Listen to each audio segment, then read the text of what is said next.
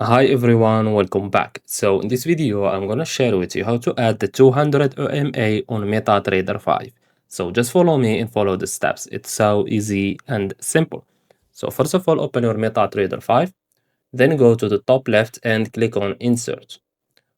Go to Indicators, Trend, and click on Moving Average.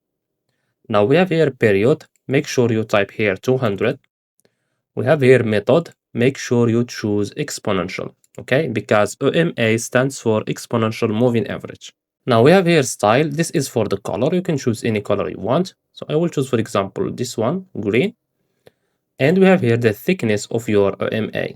So I will choose, for example, this one and click on OK. And now, as you can see, this is our 200 EMA, as you can see. And that's it. So I hope you found this video helpful. Don't forget to give us a like and subscribe. Thanks for watching and see you on the next one.